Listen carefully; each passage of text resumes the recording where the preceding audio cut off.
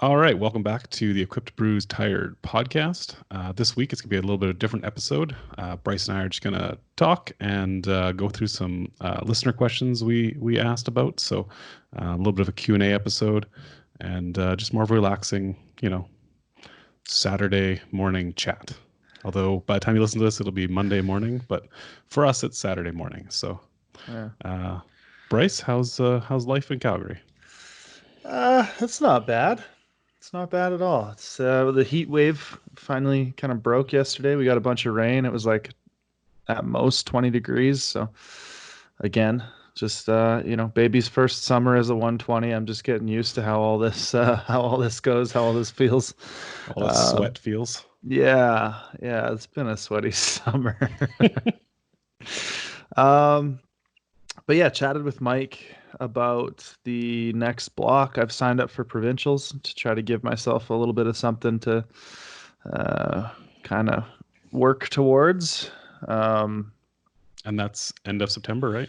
yeah, September 25th weekend, somewhere around there. Anyways, I think it's 24th to 26th. But there's four equipped lifters signed up. Oh, There that's are pretty good, actually. two in my category though. So there's me and one other guy.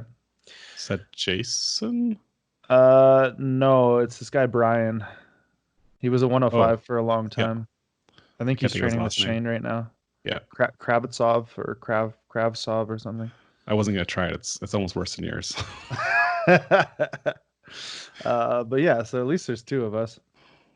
But yeah, training's been kind of up and down and kind of all over the place since the end of the last block, and some struggles with the hip there and some of those kinds of things. So just trying to get it back on track, trying to feel compelled to train again. There's just not a lot of yeah, like at this point in my career, it's kind of like for me, it's kind of about just competing against the best that are out there, and that's where sort of all my big goals and motivations lie.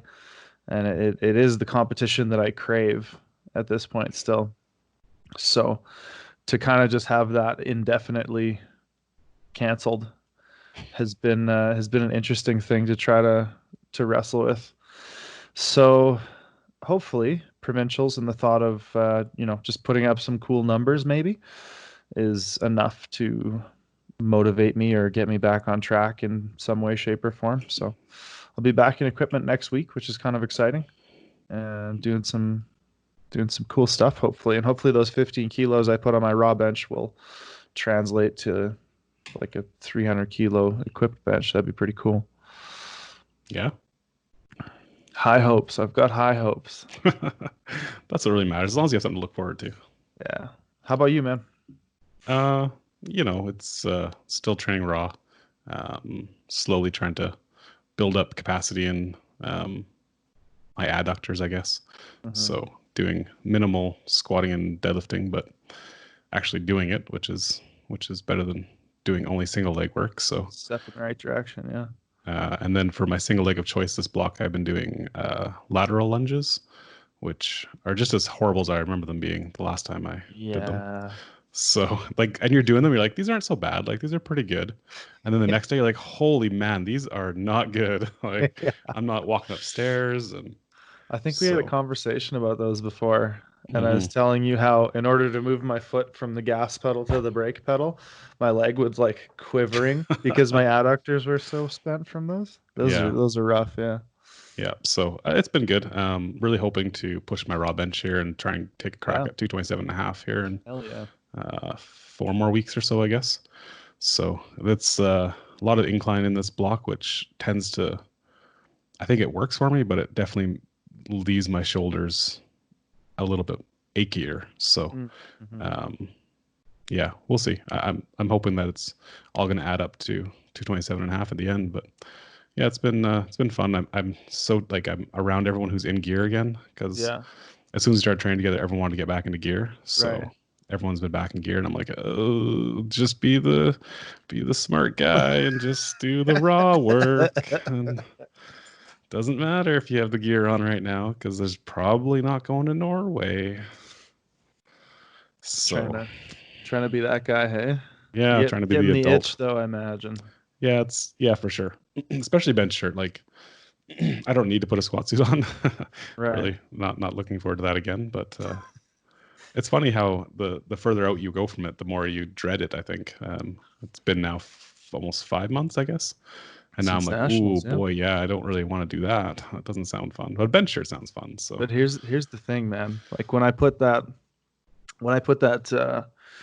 big suit on and did my straps down work that day, just kind of as a one-off.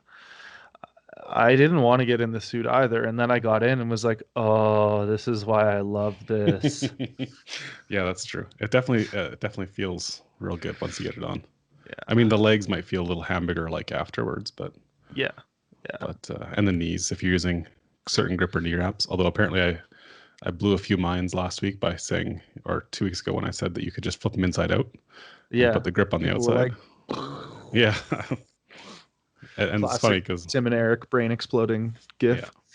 yeah, but that was certainly not my invention. That's just something I picked up from watching some Russians back in the day. Hmm. So Yeah. To be fair, I used the titanium wraps, so right, I really babied myself that first session back. I yeah, think I have that's a they're pair still of good signature wraps. So golds I might start messing with. Play around with those heading into provincial, see if I can get to the point where the wraps are broken in enough and where I'm good enough to give myself a solid self wrap with those. because what do you usually wear? THPs. THPs, yeah, Oh yeah, right. historically. See, I don't know. So I don't have a lot of experience with Titan wraps, but I wrapped someone at a training session, and they're using THPs, and literally they're new, and I was like, man, these are like cutting my hands Yeah, trying to brand wrap new them. ones are Like just literal cardboard. it's crazy. Like the edges of them felt so sharp. I'm like, how could you put these on your legs? Give me grippers any day. After like two wraps, though, there's like a Okay. very distinct breaking in of Right. the material. And I have a lifter who, when I switched to THPs, uh, gave him my old signature golds because he was looking for some wraps, and he's used them now to the point where I was, I think I wrapped him. This is probably 4 or 5 months ago now, but I remember thinking, oh, I feel like I could actually like these. Feel like I might like them. So I think you just kind of got to get past that like break-in period with the Titan wraps, which is Right. very real, very real. Yeah, I think a lot of wraps actually are kind of like that. I know, um, like grippers will. Some people like them brand new, but I like them like a few, 4, 5, 6 uses in. They Hmm. kind of just have a little bit more give, and you get a little extra wrap out of them. And Have you yeah, seen Have you seen Eric Gunham's THPs? There's no, another guy we should get on here. yeah, He calls them his bacon strips because because they're they're all so wavy. used, like the elastic is blown out and Yeah, they just look like bacon strips. And he's like, man, I can get 2 to 3 more wraps, like 2 to 3 more revolutions with these old ass blown out THPs that I've used for 10 years. And he loves them. So yeah. I mean, it's if you put them on tight enough, really, I don't know if it really matters. yeah, I think Like, there's probably like a critical stretch where yeah, past that point or up to that point is kind of, it's just all the same. yeah, yeah. So that's good. You're getting back in the gear and have something to train for. That's about 8 weeks out now. Yeah, I think Can't be too many. 7 weeks. So normally my dev blocks are 6, but I have a traditional taper, and usually my first week back is uh, pretty laissez-faire. You know, I'll take it a little easy on that first week back, Right. but hopefully it all works out. I'd like to hit some like moderate kind of 2.5 kilo PRs. Isn't that what Mayha, we all just hope for that, don't we? yeah, Mayhar's like, man, 420, 320, 420, just do it, send it. And I'm like, man, no, nobody Yeah. thinks like that. You're the only one. Yeah, but that is he. And now we're talking about Mayhair on the podcast, which we I swore know, we'd I never know, do. I know. It's already happened once before, though. I feel like we Uh, we admitted defeat in the first episode, didn't we? he was at the Arnold and he didn't go all out. Like, so Yeah, the yeah. Arnold with, I mean, I'm not going to say the refing is loose, but compared to something like Nationals, it's much less stringent, I would say, Mhm. which he was at instead of Nationals. So, and then he went all easy peasy with like 5 kilo jumps on his deadlift. Yeah, a lot of talk, a lot of talk. Yeah, jeez. Will I cut this out? I don't know. Oh, geez. It's a very, very like very northern sounding of you there. Oh, jeez. Yeah. Oh, geez. Um, when do you think you'll get back in gear? I Do you have guess. aspirations? Have you started thinking about like what our future might look like in terms of all this stuff? Because I just heard some admission there that you don't seem so confident about Norway anymore. Well, I Maybe think it's just Rhea that's still really confident about Norway, so. or She's hopeful, maybe. she's training as if it's happening, Mm, which makes sense for her, totally. obviously. Yeah, I agree. Um, for me, if I compete there and get seventh place, I mean, who cares? Okay. I've gotten seventh place at Worlds before or better, so it doesn't really matter. But I think right now the biggest issue is that I think if you travel to Norway, you have to self quarantine for 10 days. When you get there. And yeah, Yeah. so that's, I don't know how you finish your peak or your taper with a 10-day quarantine, which I And assume when you won't have your gym yeah, yeah. in your Airbnb or whatever you're in. So Yeah. And when you come home, that's 2 weeks, right? 2 weeks, yeah. From international travel. So you're looking at taking like a month off of functioning. Yeah, which I mean, like luckily with our businesses, it's Hmm, not hmm. terrible. Yeah. Like for the first, I would say for the first month of this whole thing, we basically we didn't go to our business. We let our employees kind of do it. We tried to keep distance just in case it was contacts, right? Right. So we kind of stayed away. So we know that the business can function day to day because we can do a Hmm. lot of the administration stuff from here. Yeah, So that absolutely. wouldn't be the worst thing, but the I mean, to me, I don't know how you can possibly peak for Worlds when you can't train for the last 11 days. Yeah. So, Yeah, that's a tough one. Unless you go get your last session in and then head to the airport and then go and just like pray that yeah. you don't detrain in 10 days Yeah, and of to do doing it for the nothing. first time going to Worlds too, right? Like Yeah. Yeah. And what do you think about like so the roster is going to be drastically affected if it does happen, right? Like so Belarus was canceled, right? Belarus is canceled, Bench Right. Worlds I think is canceled. But Um, before Belarus was canceled, the nominations got to the point where they were final. I think so. Yeah, I think they finalized and then they canceled it basically. Yeah. And those nominations were like five Tiny. countries. Yeah. Six Yeah, countries. yeah. There wasn't much. So So yeah, I don't. I have to assume the same. Like I know USA already said they're not going to mhm, Norway. mhm. I don't know if any other countries have said that yet. I don't believe so. Not that I know of, at least. Um, but I don't know. It's just a matter of time. Like I think as we see cases, and I think there's going to be a bit of a new wave here. Or Mhm. I hope there's not, but in Saskatchewan we're having a bit of a onslaught of cases. So mostly linked to what we'll call communal living, because I'm Mhm. not allowed to say the other word anymore apparently, because Oh, okay. there's trouble with the Hutterites in Manitoba actually sued or threatened to sue the provincial government for basically saying there's outbreaks in Hutterite colonies, singling them out Uh, and causing a discrimination basically. okay. So, but that's where the big outbreaks are happening right now. Right. So, but I mean, that's spread to cities because, they come to cities to go to um, stores and whatnot. So, farmers markets. So, I Mhm. think we're having, we have the most cases we've ever had. Uh, Yeah. we had I our think I heard that. 2 days ago, I think, or 2 weeks ago, we had our highest day ever for new cases. And so, I hope everything just cools down and hey, everything's great by November, but I don't really foresee that. Yeah. So I don't know. Long story short, I hope nationals happens, I guess. But Yeah. Yeah. I I think mean, I'm kind of on that same page. it's not like I don't foresee the world being drastically different by March.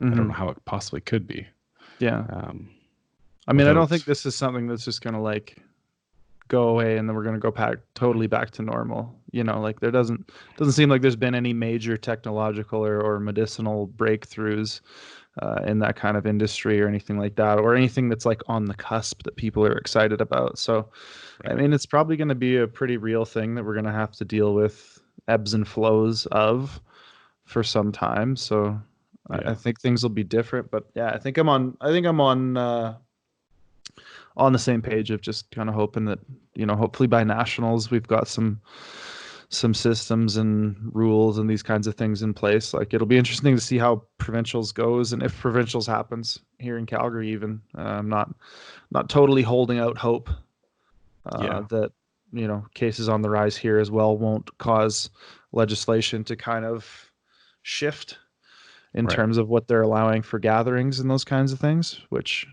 obviously provincials will be affected by.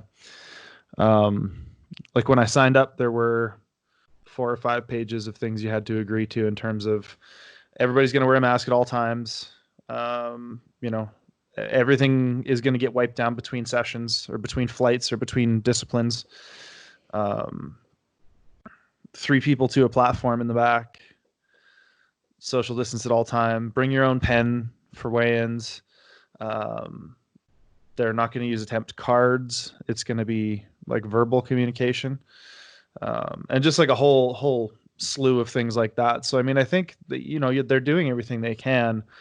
We'll just see if we're still allowed to gather in that size by 7 or 8 weeks from now. Well, and we're supposed to be hosting Saskatchewan provincials. So we, even a few weeks ago, we were talking like, well, okay, do you do it over 3 or 4 days? You run like a 20-person session, and each person can have like one handler. Because at the time, like we had, I think it may still is in Saskatchewan, like a 50-person gather limit. So, okay, so then you have 10 volunteers amongst your spotters, loaders, referees. So you can have a total of 40 athletes and coaches. So do you run like 2 sessions or 3 sessions a day of this limit with enough of a gap in between to clean everything, get everyone out with no audience? I mean, I'm not a showman. Like that's certainly not why I'm in the sport, to stand in front of people in a tight suit. But it's being experienced to lift in front of an empty auditorium. Yeah, yeah, and I mean that's another thing that we're looking at doing, or that we are, as of now that we are doing at provincials. There will be no spectators. So, Right. yeah, I hadn't really put much thought into that specific aspect of it, but it'll be interesting. It'll be We should have to interesting. get like some beef footage of like football crowds, like, and Yeah, just have them on like big TVs in the audience. do the cutouts, or like Yeah. little The screens with people's inflatable faces waving on them. arm guys. Yeah, yeah. Yeah. Rent a bunch of iPads and just have people Yeah. FaceTime into the venue, kind of thing. Yeah. Yeah. I don't know. Very interesting. So yeah, it's going to be interesting. And like, we're still hoping to put out provincials on, whatever that might look like. I think we've just delayed it now. It was supposed to be the same weekend as yours, Right. but we're going to push it back maybe to November-ish and That's hope fair. that things have settled down and cooled down. And I don't know. Maybe push it back to the weekend that the Worlds was supposed to be. That's what I suggested to Rhea. Yeah. She didn't like my suggestion though. Yeah, we'll see how kind of all that stuff goes, right? Yeah. Well, do you want to dive into some of these questions we got? Yeah, let's do it, man. Let's do it. Cool. First one, when getting wrapped really tight, what do you think about to distract yourself? I feel like that's kind of a weird question. Like it's not really something for me that I've ever really distracted myself from. I think No. it's this is what's happening right now kind of thing. And you just kind of learn to, I don't know, deal with, compartmentalize, whatever you want to call it. You just like, you suffer well, and then Mm-hmm. you understand that that's part of the process. And like Ryan always says, it's like ammonia light. It's like another version of ammonia to help you get you more present and more Mm-hmm. focused on the task at hand. So I don't know, what was your thoughts about, or what are your thoughts about that question? Yeah, I was trying to think if I've ever distracted myself, and usually no. It's just like you said. I think of it as like part of the hype up to the squat, right? Mm-hmm. That's when your heart rate starts to elevate, and that's when hopefully someone else is wrapping you, so your heart rate's not really elevating because you're doing it Really yourself. elevating, Yeah. yeah. But usually, I have music on at a meet, and so I'm kind of in my own head and listening to music, and the pain is kind of like increasing, and kind of getting me ready to go out, but I don't really distract myself from it. Mhm. Yeah, I don't know. You just embrace it. You got to Yeah. embrace the feeling, and because if you can't stand it while it's happening, I don't know how you're gonna do it while you're on the platform. Yeah. Yeah. Exactly. It's like a really cringy early 2000s like new metal song that I can only imagine is probably entitled "Embrace the Pain." And it's just like that's your theme song, you know? You just kind of got to live it. Yeah, and I think I mean obviously when you're new, it's much worse. Like Yeah, it's absolutely. hard to, but even still, like when I'm rapping Rhea, and she's been doing this for 17 years, Yeah. like you know it hurts her, and I can hear when but like to me as a rapper, I'm like, yep, that's what I want. Like No, exactly. I Exactly. definitely want you to be in discomfort with this Yeah. because that's gonna work. So when I was working with Ben, and I don't know if you met Ben or you know Ben Cozier, the guy who was wrapping my knees at nationals.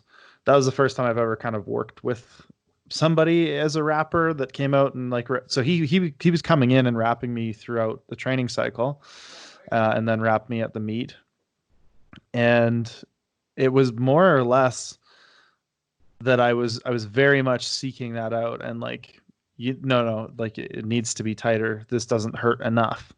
So when he wrapped it tight enough that it was more painful, it was one of those things like, okay, now we're getting there. Now this is a good wrap. And I was able to kind of use that as a proxy for, how properly or appropriately tight the wraps were. So I think it's one of those things where you learn that when it hurts more, you're probably getting a better wrap to a point anyways. Yeah, for sure, for sure. Yeah, I think you know work your way up to that feeling, and you just kind of learn to appreciate it. I do remember in 2013 in Norway, um, Rhea rapped my first two attempts, and Mike Zawalinski, I don't know if you know Big Mike from the Mm-hmm. U.S. Mm-hmm. Um, he was like, "Hey, Leo, I'm here if you need help. Just let me know." I'd competed against him in I think Florida that year at North American, so we kind of knew each other a little bit. And he's like, "If you want me to rap you, just let me know." And after my second attempt, like Rhea's like, "Yeah, well, let's get Mike to rap you." And it was such an extreme jump from what had happened, like what Ray had rapped me and stuff, that it was so much tighter that I still remember how much that almost distracted me from the squat because of Right. how bad the knee wraps hurt.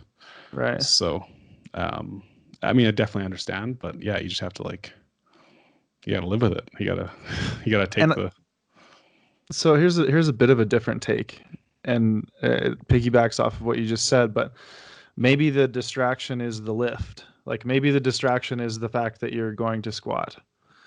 So I don't know if there's anything that you can do while you're getting wrapped, but throughout the rest of the process, you're way more focused on that lift than you are on any of the pain. So I think that the lift in and of itself is kind of inherently a distraction. right. Yeah, makes sense. Yeah. I'm usually paying attention to timing and stuff too. Like, oh crap, are we going too fast? Are we going too slow? Like, Oh man. how'd that feel, Bryce? How would it feel to go way too I slow? don't even want to. I don't know if I can go back there. I got some PTSD. 390. Never loading 390 again, man. That's Yeah, the that makes curse. The sense. cursed weight. Yeah. So this next question's kind of interesting. Somebody said they were thinking about getting into a shirt, but would be in the same weight class as Rhea. Is it even worth it? Um, so I won't say who this was, and I don't know if it was said as a joke, but I have heard this sentiment enough times, in both in regards to Rhea and other people. And Right. I don't know, for the longest time I've done the sport, I've really only been competing against myself. I mean, it's all great to say like, hey, you get to a meet and you compete against someone else. That's good. It's just not what has always driven me. Mm-hmm. Um, for me, it's always been to be better than what I was yesterday. Mm-hmm. Um, and so to me, this question kind of rings funny because, I'm in a super heavyweight class, and what's the point of me competing because Blaine benches 455 and Blaine squats 515. So why would I even do it? Yeah. So to me, if you're doing it for the reasons of can I be the best in the world? Well, you certainly can't before you even tried it. But there's no way to know if you can be without having tried it. So I wouldn't ever use successful people as a demotivation. Mm-hmm. I don't know. Yeah. I mean, I think my initial reaction is to sarcastically say no. If there's any chance that anyone else will ever be better than you, just don't bother. Right. That's yeah. Wh- Which, like, really? I mean, so that's the alternative stance is Right. either like yes, like why wouldn't you, or no, if somebody's going to be better, let's just give up before we start, which I think is really almost impossible to defend that position when you actually kind of think about it and what that would mean if that's your stance on things. So, I mean, yeah, I have a really hard time coming at that answer any other way than like, yes, obviously, if you want to get into a bench shirt, regardless of who you are, how strong you are, what weight class you're in, and who else might be in your weight class at the top levels, like, do what you want to do. Yeah. I don't know. And I mean, when Rhea started, she wasn't the best, Hmm. right? So she started in the same place. Yeah. I'm still not the best. Don't know that I ever will be. Right. I enjoy competing with the best. So for me, that's a thing. Like I was saying about provincials, it's like a lot of what drives me and a lot of what I enjoy the most and feel the most rewarded by is competing against the best. So to get to a successful level is an important thing. But again, like I wasn't the best when I started. There were people better than me when I started. There are people better than me now, and some by a substantial margin. Uh, Mm. yeah, I think it's you're making a mistake if you're using those kinds of things to demotivate you. I think you very aptly said. That said, I hope the question is sarcastic and not a serious question. Hmm. Hmm. Obviously, no intention to insult the person asking the question, but yeah, No, do what you want to do because you want to do it. exactly. Assuming you're not hurting someone else. And in this context, get a bench shirt if you want to Yeah, get a yeah, bench yeah, shirt. yeah, exactly. There's no purges here or anything like. Yeah, important distinction. Good Yeah. catch there.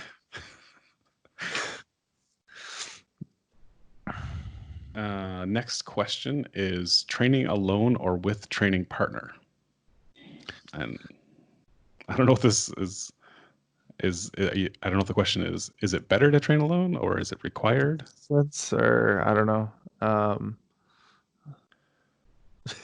For me, if I just take the question as is, yeah, uh, it varies by the day. There's yeah. some days where I want to go in and I just want to train by myself and I want to get through my work and be done. Mhm. There's other days when it's the other people being there that gets me there and gets me through my workout. Yeah. Um, I think if I had to train alone every day, I think it would really drain me eventually. Um, but I can vouch for that. certainly because so often when training, like you know, I try to do a set and then I go spot this person, then this person, then this person, then this person, and then oh that first person's starting to do a set, but I haven't got my set in yet. So right, like for me, the training with other people definitely lengthens my workouts significantly. Mhm. Um, so, it's there's definitely times where I'd rather just go in, especially when I have a quick workout. I'd go in, bang it out, be done, um, and just turn on like loud music and get through it. Yeah. So, Yeah. Um, I think for me, it's probably a lot of the same in terms of the actual answer being it depends. Um, I have noticed. So for me, like training in the basement has been like it was really cool and fun and novel for a long time, especially when training was going really well. But then all of a sudden, when training's not going well, you can't just like distract yourself by talking smack with your buddies or making jokes about stuff or, whatever sort of distractionary tactics you use to try to minimize the fact that you feel terrible about performing poorly. mhm. Um, So I think that was an interesting moment to try to deal with in a very different way than usual. Um, and I think, yeah, honestly, probably the best answer would be a mix. So having the ability to have those sessions, like you said, where you can kind of go in and just bang it out, and also having those, big Saturday sessions or whatever day of the week it might be for the crew, where you can go in and everybody's hyping each other up, and it's a big sort of communal social experience. Because I think those training sessions are very, very healthy too. Yeah. That said, in equipment, I'd almost always prefer to have training partners. Yep, Like absolutely. from just getting your straps up in even a deadlift suit Hmm. to safety with everything else. I think I would always pick training partners over no training partners in equipment. Yeah, And I think yeah, that's where I would agree equipment with kind that. of breeds more community. And not to say that raw lifters don't have community, but because it's so much easier as a raw lifter to do your own thing at all times, Hmm. and you're not relying on people for like Yeah, it's even not the it's bench. not a necessity. Yeah, I don't know how you get in a bench shirt and do your own handoff. That's just madness to me. Yeah, I don't know, man. I don't So know. I got yeah, pretty good at the raw handoff yeah, during my block there. I'm pretty sure I self unracked 200 or 195 or very close to, anyways. But I don't think I could self unrack like 275. right. You know what I mean? It's just such a huge jump. And especially trying to maintain any kind of position. Like, I don't know, anybody who self handoffs their equipped benches, I have the utmost respect and admiration for. Yeah, for sure. There's another question here. Best advice for a newbie getting into equipment?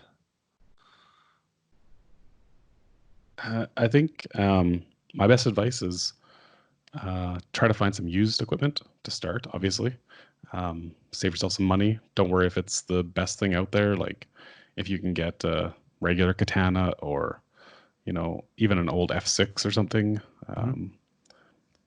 do it. It's going to give you at least 80% of the experience of a comp super katana, whatever. Yeah. Um, Same with suits. Like if you can get a generation old Centurion or something like that, I would. Yeah. So what I would always avoid doing would be getting like an old Inzer Max DL or um, what was their hardcore was their squat suit because it's just different material and the Hmm. material reacts differently. So don't get a bolt or a blast or a EHPHD bench shirt. Like avoid extra I don't high. even know what a lot of this stuff is. It's It's before my the time. so the initial shirt was the blast, and then there was the HD blast, or no HP maybe a high performance blast. Then there was the EHPHD, which was the extra high performance heavy duty blast. Oh, But all of wow. these shirts are like a stretchy material, totally different, hard back. Um, Even like the Phenom, which was it's just Yep. still actually there's like a version of the Phenom that's used in multiply, The super duper phenom, it's the called. super duper Phenom. That's right, and I think it's like two layers of Phenom material plus a layer of like the Rage X material. So like, don't look at that and go, "Oh, I can get a regular Phenom and have the same experience," because like that's just a different shirt than what everyone's wearing nowadays. So try to find used stuff that's um, still Within like one generation. yeah, yeah. A beat up piece of gear is still going to give you a lot of the experience if you tighten it up and stuff. Totally. So And I think my probably biggest piece of advice would also be just to like temper your expectations. So I have a client right now who comes to mind, and his first like 3 or 4 bench sessions. So he's a probably, I don't know, we haven't tested his bench in a long time because we've been messing around with equip, but he's probably like a 160 to 180 bench presser, somewhere in there. And he got into his shirt, and his first few sessions he was taking 190 to 200, and then he loaded up like 210. I think he had 220 on the bar at one point, and he was only able to get it down to like a 2 board. And I told him, I was like, man, I bet you can touch 200. Like, I don't know that adding more weight is always the way to bring the bar down. Sometimes it's learning to use the shirt and learning to bring the bar down. and we had a bit of a conversation about that. And then just the other day, he touched 200. So Yeah. I think a lot of people look at what lifters like Blaine or, whoever get out of their equipment, and they're like, oh, you basically just need to load it up. Like you just need to put more weight on it. And if I'm not getting like 170% out of this piece of equipment, then it's not doing anything. Yeah. When in actuality, especially as a beginner, you're probably going to be using like 90 to 95% for a lot of your training sessions in your equipment. Like 90 to 95% of your raw maxes for the first, I don't know, 6 months at least. There's nothing wrong with that because that's when you're going to learn the equipment, learn the groove. And like, that's probably more 90 to 95% work than you could have handled raw, or that would have been feasible raw for whatever reason. So yeah, I think there's a difference in sort of where you start and where you end up seeing people being able to perform with the equipment. Yeah. And I think going back to your lifter, the the more weight you put on, the tighter you get, right? The more tense you get, and the less you move the bar because you're just resisting it more. I think, especially as a newer lifter, I see this with some lifters at our gym, and working single or whatever gets to a one board or a 1.5 board, and then drop backs 20 kilos lighter are Yeah. suddenly touching the chest, right? Yeah. Yeah. Because you're Absolutely. confident, you're moving it better, and you're learning the groove, right? So Yeah. yeah, definitely more weight is not always the right answer. When you get to a certain point and you know the gear so well, you kind of learn that feeling, right? Am I resisting it, or is it just the shirt resisting it? Yeah. By that point, you're in the warm up room, and you know that if you take, 220 to a two board, you're good to go out and open at 245. Yeah. Kind of thing. You know what I mean? Like it just takes that experience. And you make a really good point, and I've seen it so many times, especially when you use reps and gear, where people will be doing, like you said, back off work, and reps 4 and 5 of their back off set of reps in full kit with 10% or more less weight, and they're all of a sudden hitting depth, or all of a sudden getting closer than they were to the chest in their top singles. So there's definitely something, something to be learned in terms of how to utilize the equipment as opposed to just loading it up to like touch and get depth. And it doesn't have to be sets of 5. It's okay. That's not you. That's okay. 2s and 3s, totally fine. Yeah. Beyond that, a noob, ask questions. Like reach out to lifters, ask questions. By and large, I have not met a lifter that's an asshole. By and large, there's the odd person out there who still hasn't been humbled enough by the weight. Sure. But most people are extremely nice and helpful, and so yeah, I think my echo, or my experience would echo that as well. And I mean, I've been around the sport for whatever half the time you have, but I still think, I've been fortunate enough to be able to travel and meet a lot of people through seminars and things like that too. And it's just, very, very few and far between that you would ever even get like a bad interaction with. Yeah. And a bad interaction doesn't make a person a dick either. So no, that person can have a bad day, right? Yeah. The weight humbles us all eventually. So yeah, and you'd be surprised what kind of stuff people are willing to share. Like we also haven't had somebody on the podcast where we get into gearhead and they're like, I'm not going to talk about that. Well, maybe Blaine. I was going to say, other than maybe Blaine. Blaine has his secrets, and he'll take those to the grave. But like I don't think I think at one point I was messaging with Alexander Rubitz and asking him about his suit sizes and shirt sizes and stuff like that. And he's just like super open about it and has no issue sharing that kind of stuff. Despite the fact that I was in his weight class as a competitor, So what music has been on your training playlist? And I feel like you live more in music than I do. So, I mean, I do, but a lot of the times lately it's been like podcasts and stuff that I've been listening to more than anything. Hardcore history. Hardcore History, Dan Carlin, right? I actually don't listen to that, but it just seemed like a playlist for lifting too. That is a great podcast. I listened to. He's got like an 8-part series on World War One, and I think I listened to the first 4 or 5 episodes. Yeah, It's really good. yeah. No, I listen to a lot of that kind of like revisionist history, Freakonomics, that kind of stuff, but not training. I don't know. That seems. But usually I'm training with groups, so Right. not everyone wants to listen to my podcast while we're training. I could definitely see doing it while I'm training alone, though. Yeah.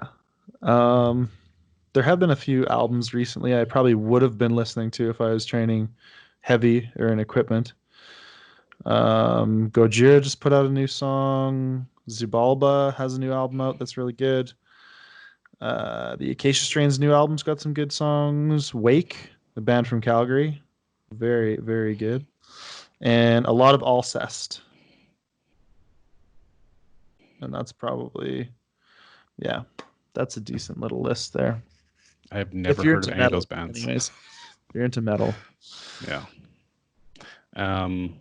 For me, I'm kind of at the whim of other people, so we keep a pretty generic playlist. My go-to song for my make them listen to your preferences. No. Well, lots of times it's on my lifting playlist, but it's pretty generic. So I will say that for a lot of years, my go-to third attempt song was "Can't Hold Us" by Macklemore, and my current song is "Elevate" by DJ Khaled. So those are a couple that I throw on. I'm not much of a real heavy guy. I'd rather like an emotional response from music sort of thing.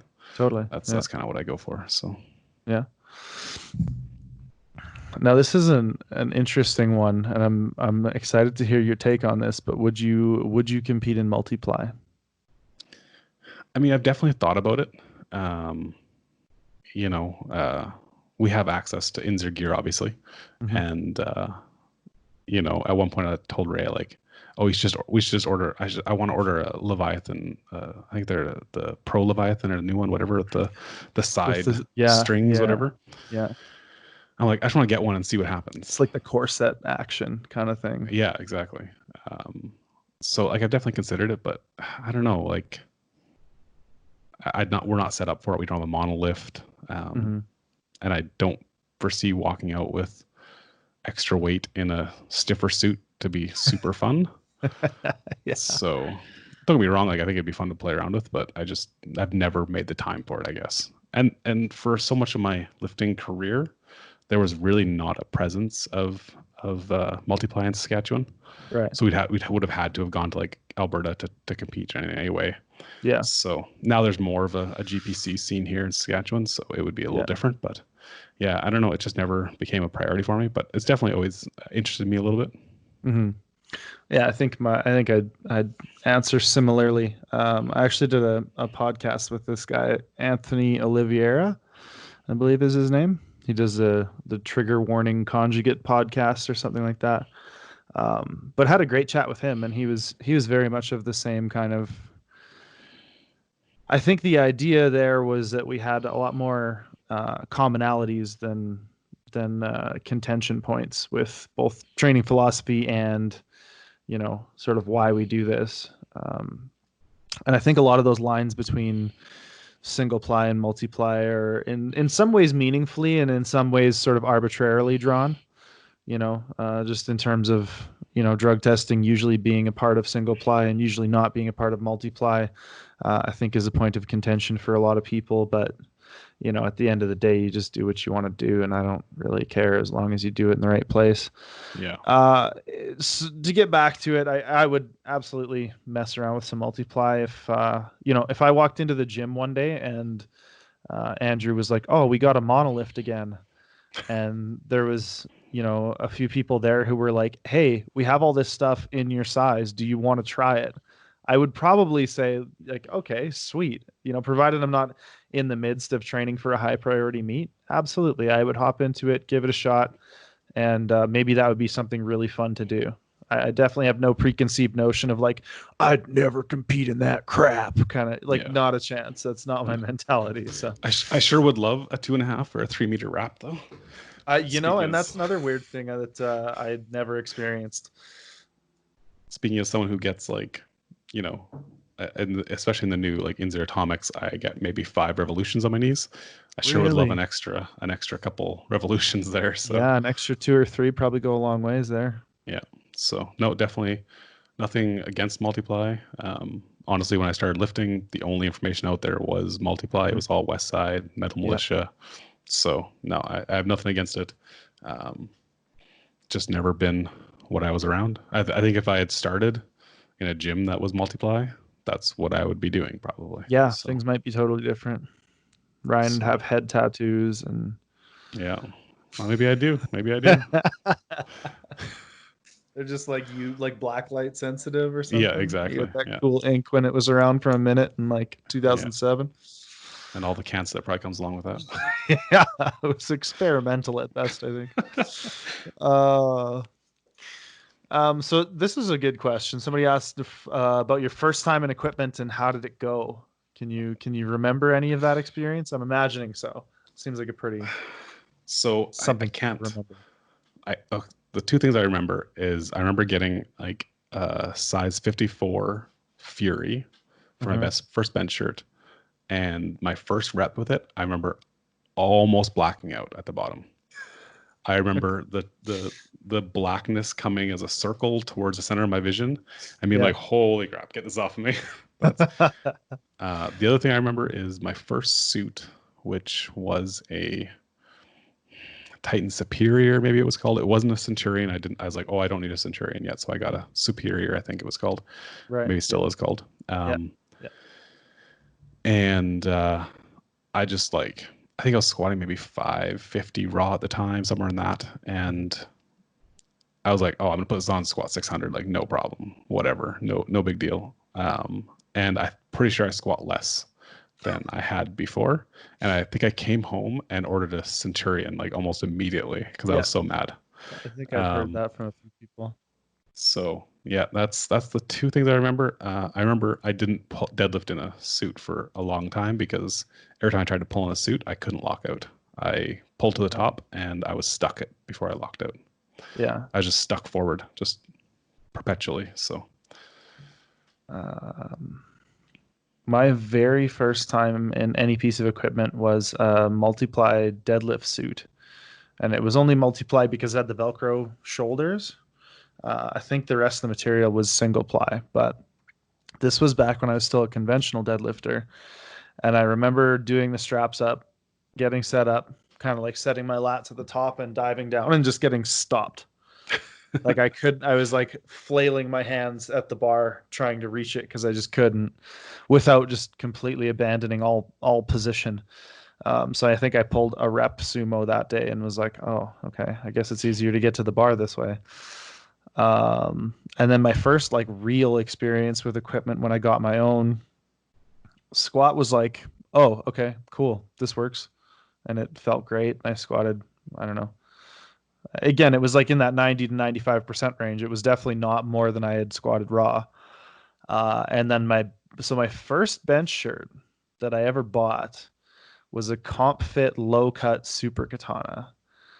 And that's a good training wheels shirt. man, oh, that thing was a nightmare.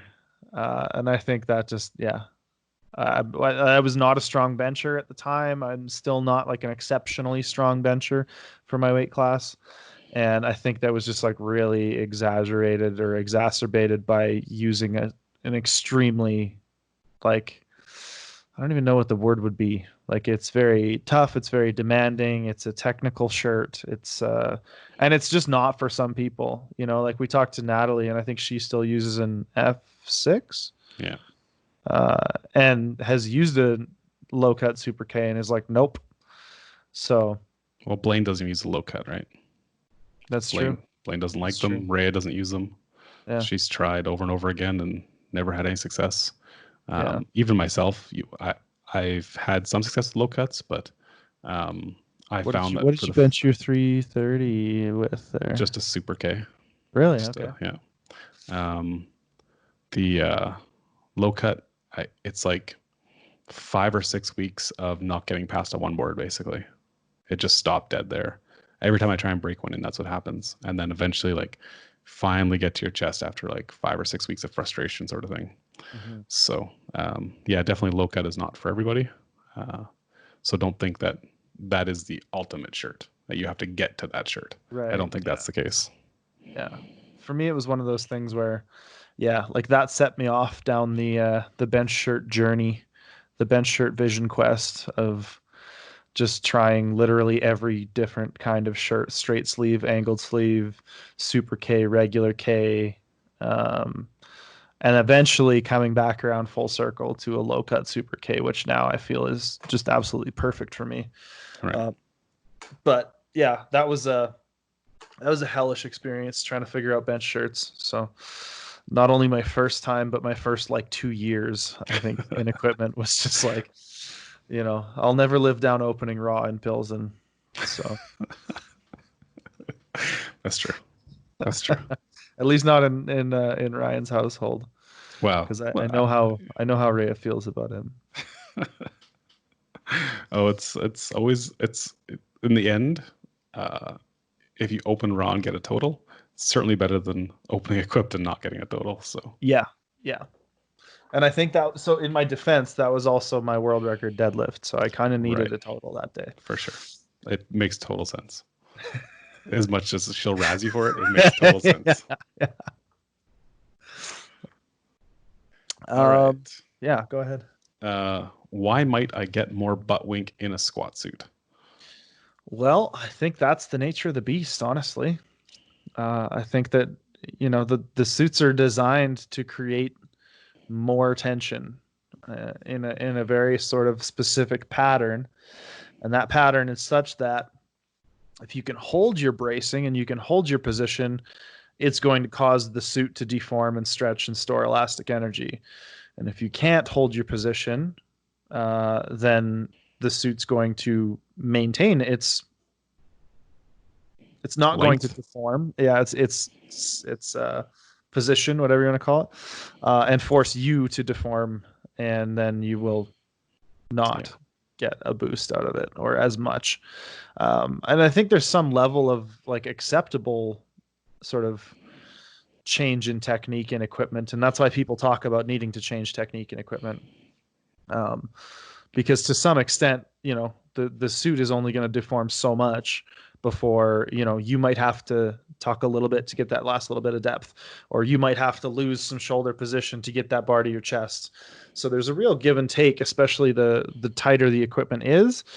So I mean, if that's something that you're running into and it's to a point where you're missing lifts, or running into excessive fatigue, or your back's getting buggered from losing too much position, you probably need to loosen your stuff up or get looser stuff.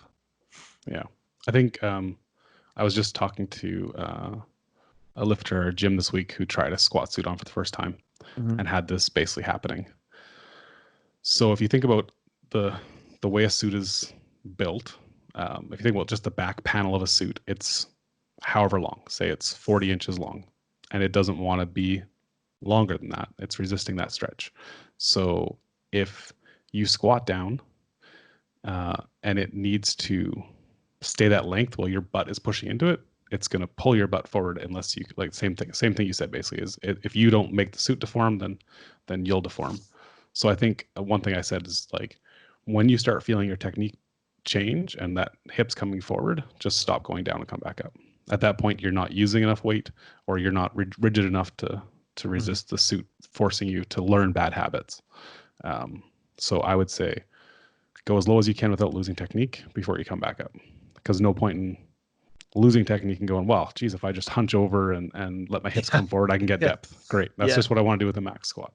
Yeah. So if you're having that issue, pull the legs of the suit up. You can pull them about an inch, especially in the back of the hamstring.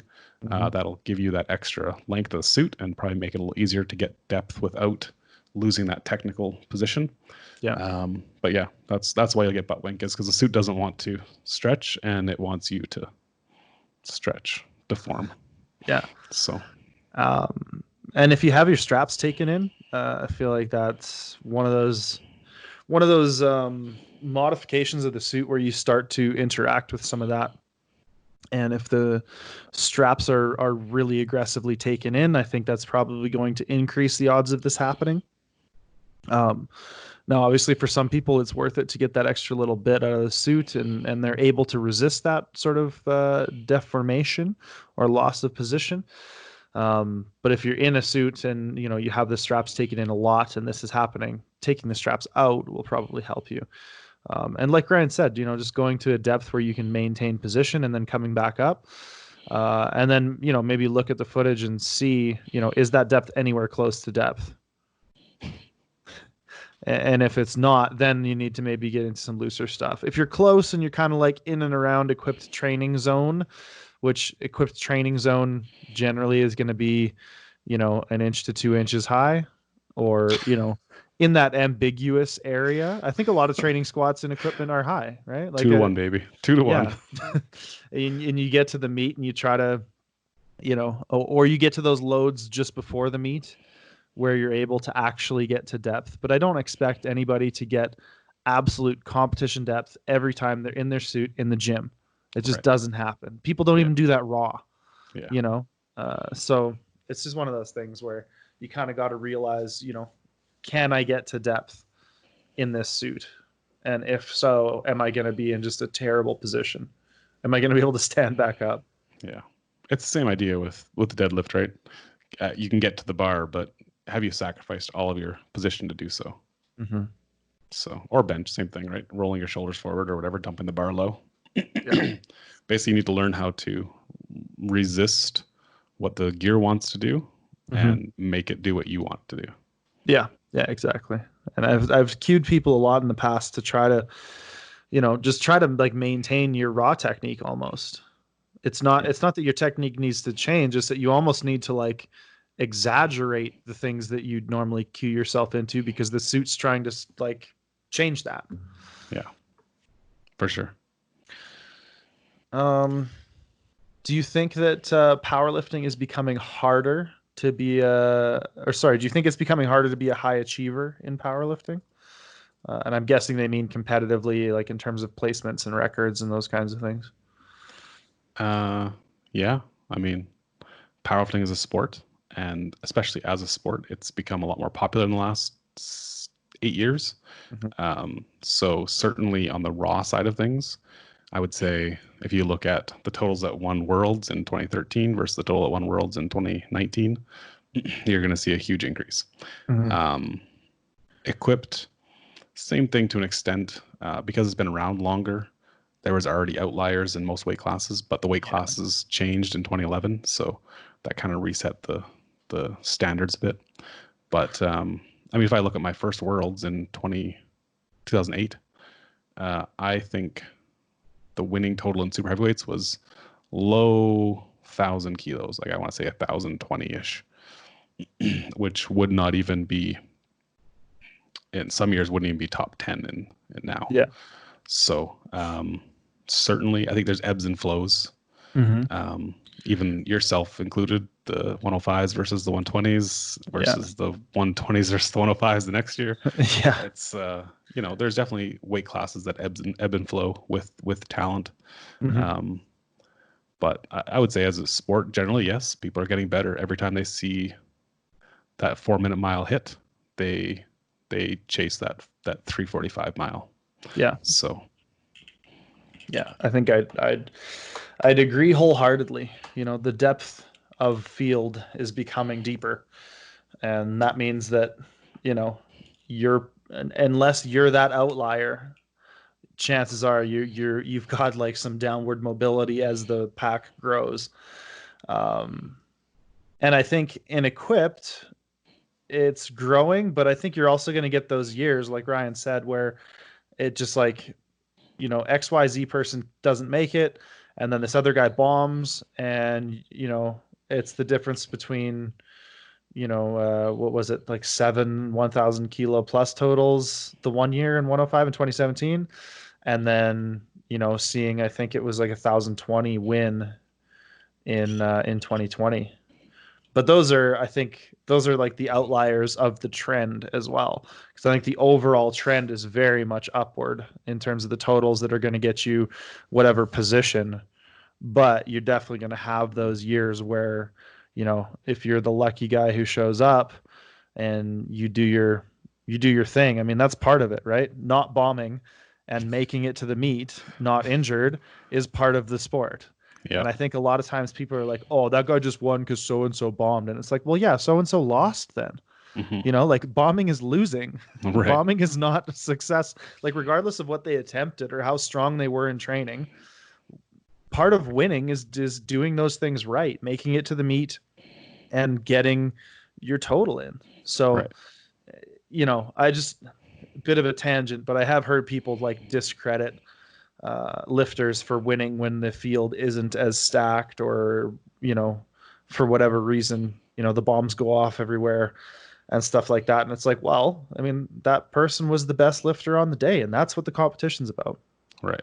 In the end, they don't hand the medal to the strongest person. They Mhm. hand the medal to the person with the highest total. Exactly. And yeah, that's the point of a competition. You can say the same thing about any sport.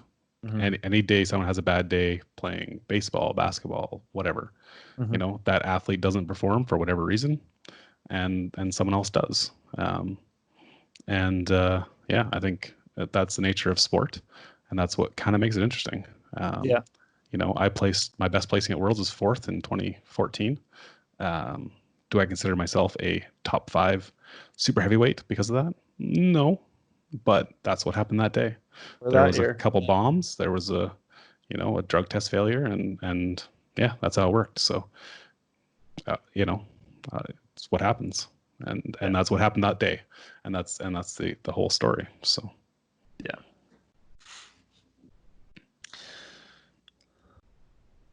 any unexpected benefits of equipped that carry over to raw? Um, yeah, I guess I don't know. What are I your think I thoughts on that? found some of that with my bench a little bit. Yeah, And I'm not sure, obviously, causation versus correlation is pretty tough to pick out when we're talking about training stimulus and response. But it was around the time that I got into my bench shirt that my bench kind of started on the uptick a little bit. So for me, there may have been some benefits to overload. I've always had success using things like the RAM and banded bench and some of that kind of stuff, focusing more on the top end. But I think that's more of like an individual response than it is okay. If you do bench shirt, your raw bench will go up. Um, and maybe a little bit with deadlift positioning again because I think you really have to exaggerate it to maintain it or to create it in the suit. So for me, that was kind of a good reinforcement lesson of okay, I really need to focus on these 2 or 3 cues because if I don't, the deadlift suit's going to wreck me. Um, and then if I also put that emphasis on these raw, it's the same thing I'm trying to do without the suit. yeah.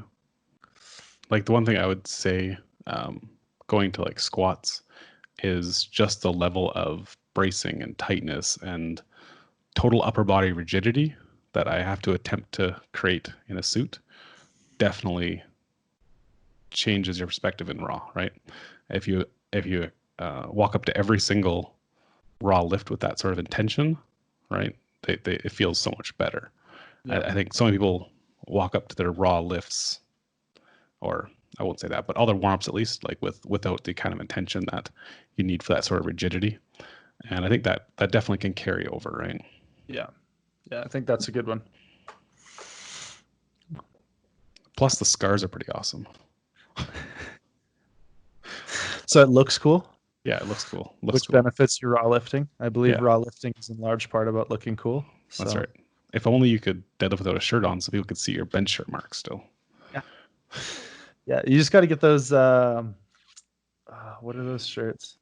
The Vector or whatever it's sleeveless called. erectors. Yeah. Yeah, yeah. Like But those are a nightmare to put Mashinkov. on. Mashinkov always wears one.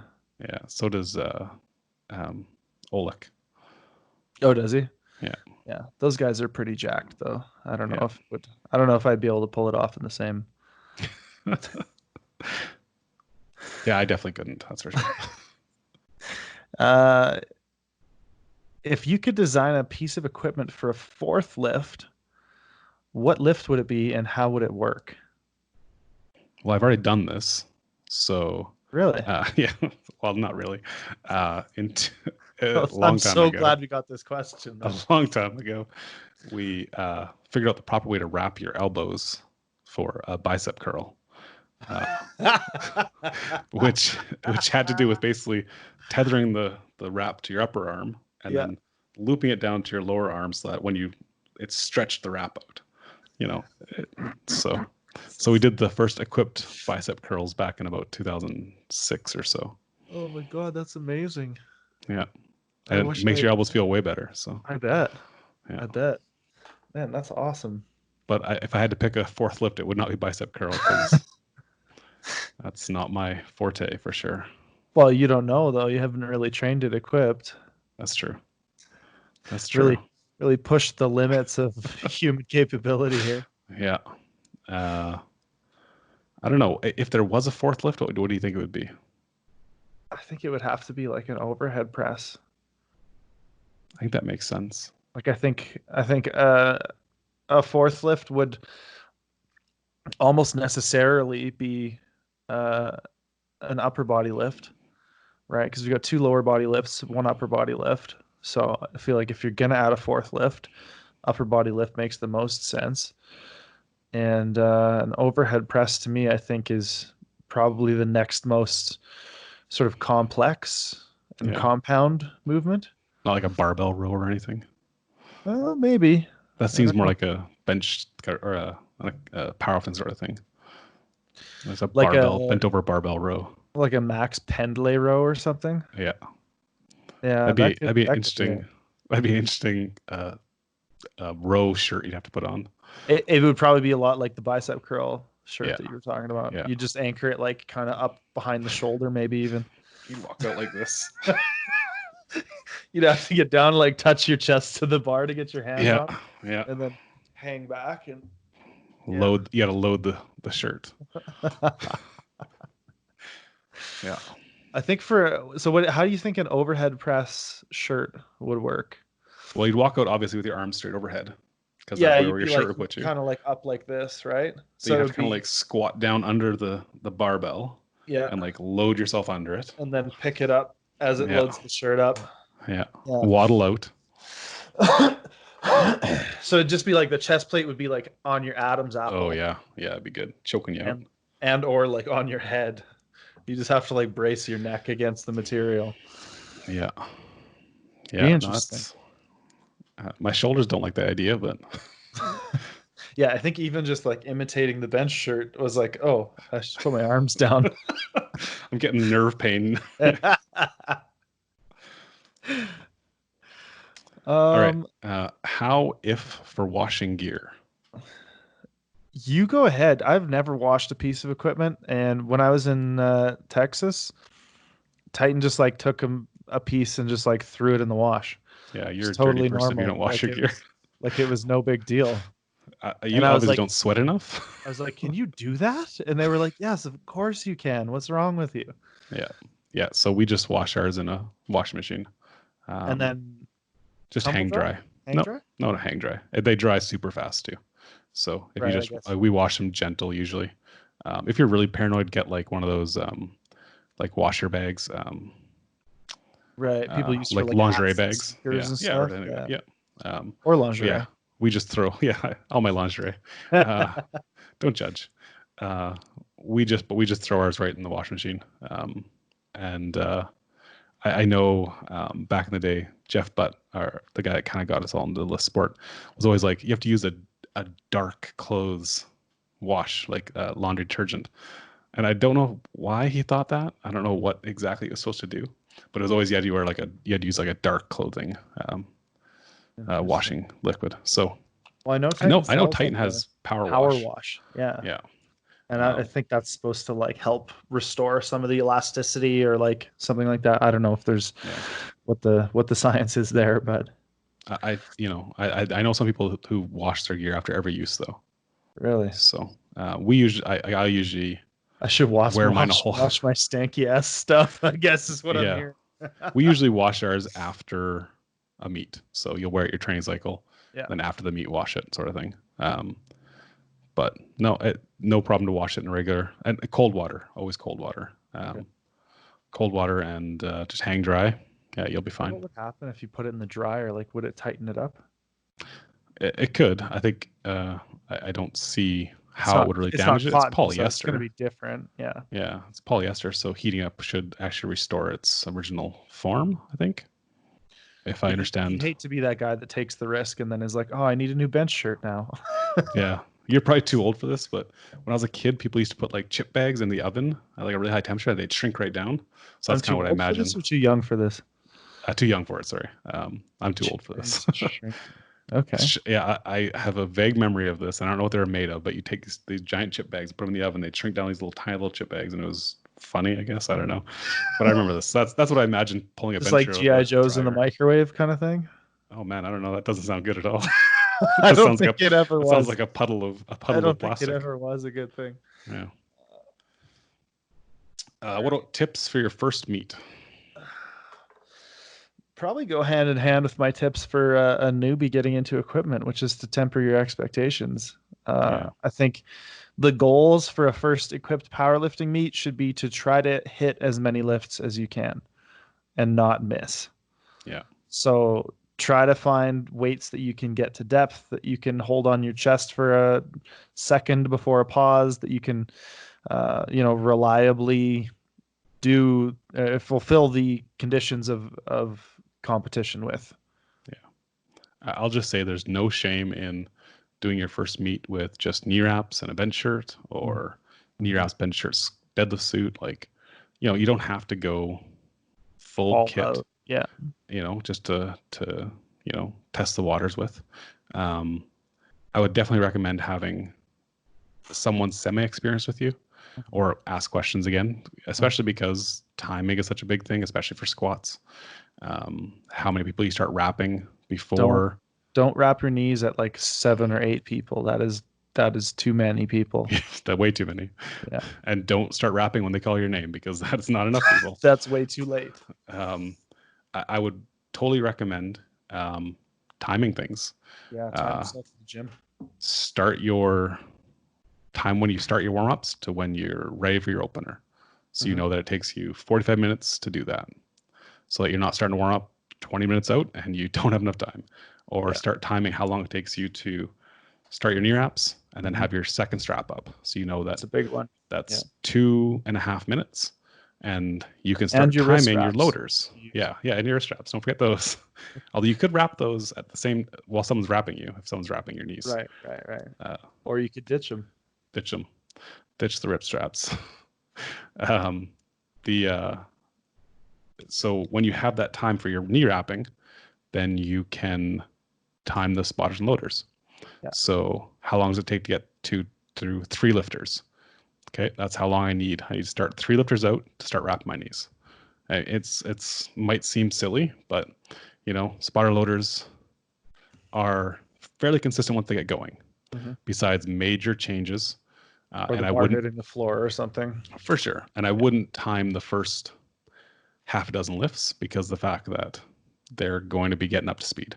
Unless they're a really experienced crew, they're not going to be at their speed at that point. Yeah. So yeah, just use some timing to learn how long things take. Yeah, and I think you can even in most cases make some generalizations, right? Like most people, I think, start wrapping about 2 lifters out, 2.5, 3 lifters out, somewhere in that range. Yeah. And that should provide you enough time to get, a knee wrap takes about a minute, I think, for most people, at most. If you allot for a minute per wrap and then 30 seconds to a minute to get your belt and straps and wrist straps, that gets you out there around the time you're getting called or shortly after. Now, you might not want to take timing advice from me because that's something that I've famously and publicly messed up a few times. But hey, we get everyone lifts, does. right? Everyone does. And that's the other thing. Don't try not to get too shook if you mess something up. When I was wrapping for my second at nationals, my second 390 at nationals, Uh, I got the bars loaded call, I think halfway through my first knee wrap. So again, it was really tight. And I had already kind of accepted in my head. I was like, okay, we're just not taking this one. And I was like calming back down and getting ready to move on. And I think that was a sign of more experience than I had at nationals 2 years before that, when I wrapped my knees 8 minutes too early and was numb for my first attempt, and like just about fell over with my opener. And like, I'm an experienced lifter. I've been doing this for, close to a decade now, and I'm still making mistakes. Yeah, I've been equipped lifting for only 3 years now. But you would think a lot of that experience would carry over, and it does, but you can also expect that you're probably going to mess something up at some point. The important thing is how well you can handle that, and how to like not get too shook when you do make those mistakes, especially if you're in a competitive setting. Yeah. Yeah, I think that makes really good sense. I would say for a new lifter, be early rather than be late, Mm-hmm. right? Make sure Definitely. you give yourself an extra lifter, and Yeah, yeah, you can just stand in your wraps for a especially as a minute, new lifter. I'm guessing they're two not going to be that minutes, tight of wraps. but you can't stand in your wraps for like 4 or 5 minutes comfortably. Well, I hope you should. If you can, you may need to tighten your knee wraps up. Yeah. So, bench shirt considerations for long-armed lifters. I actually have a good sort of experiential story with this one. Now, not because I have like crazy long arms, but Dylan, who I know, Ryan, you've met a few times. And for anybody listening who doesn't know Dylan, he's the guy who films all of our Calgary Barbell content, and is, my business partner in Calgary Barbell. So he's 6'6", and he's a very long, very tall, very lanky guy. Less lanky now. I shouldn't throw him under the bus like that, but he I got think into a I think bench. when you're 6'6", you're pretty much lanky until you're about 300 pounds, though. Yeah, yeah. So he's a little on the lanky side. And we got him into a bench shirt, and he was having a lot of fun with it. But I think he, in the end, just couldn't get past the fact that because his arms were so long, just measuring his chest was not a good proxy for the chest plate size he needed. He needed probably 2 sizes up in his chest plate from the measurement, in order to get anywhere close to a touch. And then he would need to just like take in the sleeves a bit. But I think, yeah, definitely, if you're really long armed, I would maybe think about ordering a size up in the chest plate from what you would think based on measurements of the chest. Yeah, I think that makes sense. When you have to think about the way the shirt works, like if you pin the shirt near your elbow, that's going to be so much further away from your chest panel than someone who's equally sized chest but a foot shorter than you. Yeah. I think, yeah, I don't have a good answer because I'm not a long arm lifter. I do help my sister, who I would consider a fairly long arm lifter, and she's, you know, had more success in like a straight sleeve shirt than an Mm. angled sleeve shirt. Okay. Um, I think you have to experiment though. If you're a long arm lifter, do your best to learn to arch, Yeah. but don't give up on the fact that you can't be a good bencher, because Jen Thompson is a long arm lifter Mm-hmm. and she benches a truckload. So Yeah. Yeah. She's yeah. If a long armed lifter is one of the bench pressers in the world, you can do it too. yeah, exactly. So experiment, try out different things, try out shirts that maybe you don't think are going to be right. Maybe a straight sleeve, maybe an angled sleeve, maybe going back to a stretchier like a Fury or an F6, Yeah. something that gives you a little more ease.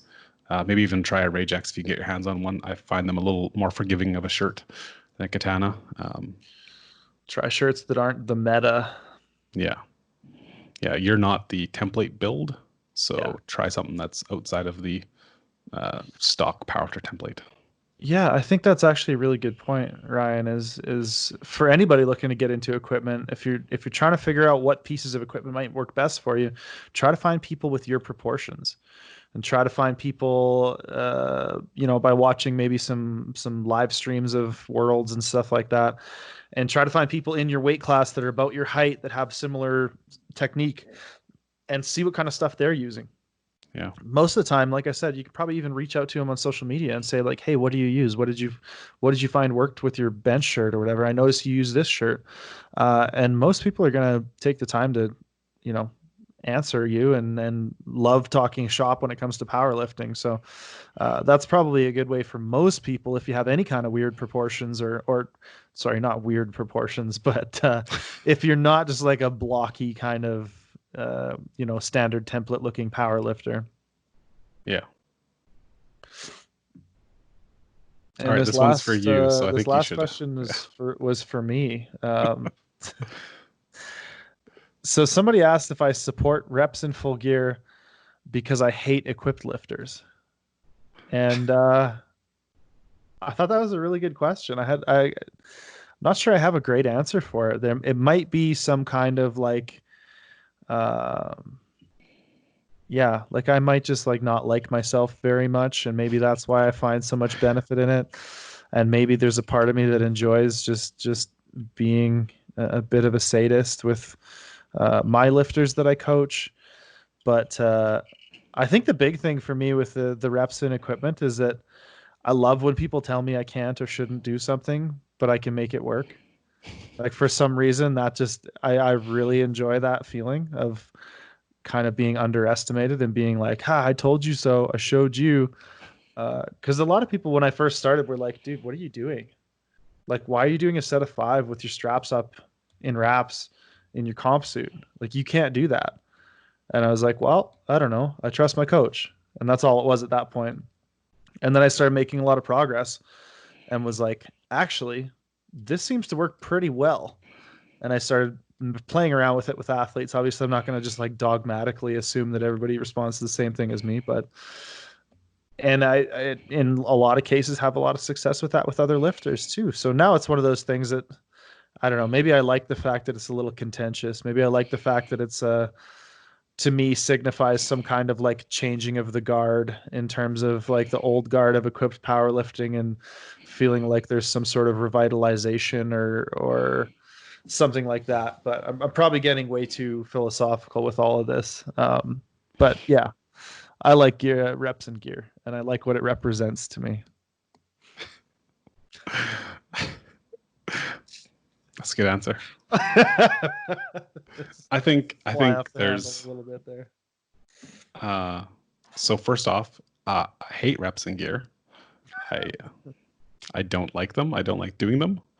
Uh, do I think they have a place in training? Yes, absolutely.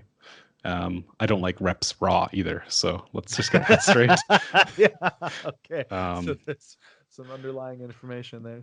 um, I think especially for someone learning gear, uh, reps are very valuable to, you know, uh, intra-set modify technique, right?